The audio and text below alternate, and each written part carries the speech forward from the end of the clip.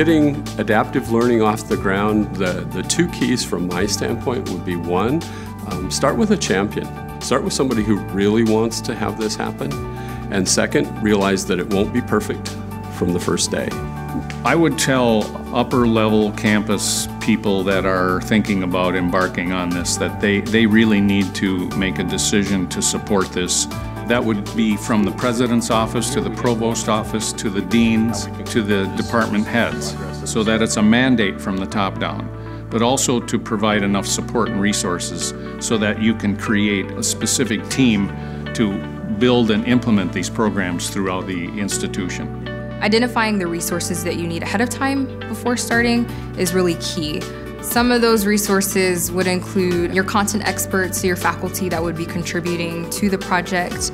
I thought I'd have a much harder time in getting cooperation from faculty, and it's been the opposite. It's kind of a see-feel thing, but once they come into the environment and they see what's going on in a classroom, they see how the students are engaged and how much energy and enthusiasm there is with these students, they're all looking at it wide-eyed and saying, well, how can I be a part of this? To me, the biggest barriers or obstacles to incorporating adaptive learning in this environment here at Western University was developing a system for faculty to put their courses into an understandable format so that we could put it into the adaptive learning platform. I developed templates and instruments and approaches to faculty to help them to make it very easy for them so that it wasn't any formidable barrier for them to become part of the process.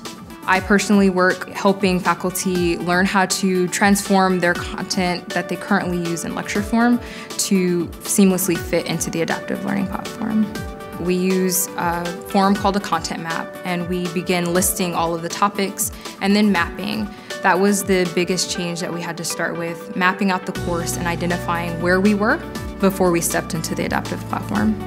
My biggest insights and learning throughout this implementation using adaptive learning really comes down to the foundation of planning curriculum, going in with a plan and understanding what it is that you're teaching.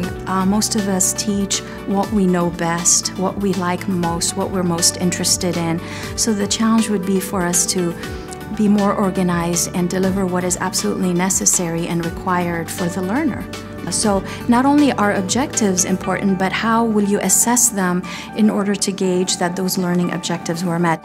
In a traditional classroom, you don't really find out where the students are until near the end of a class or the end of a course. With an adaptive learning program, you can monitor them as frequently as you want, follow their progress. For those that need help, need assistance, you know immediately, and you also know exactly where they need assistance. Once a course is up and running and it's successful, then that creates a wave of interest and a wave of enthusiasm to jump on the bandwagon. The more institutions that are interested in it, the better. They can integrate with us, they can talk to us, we can help them. It's an open book right now.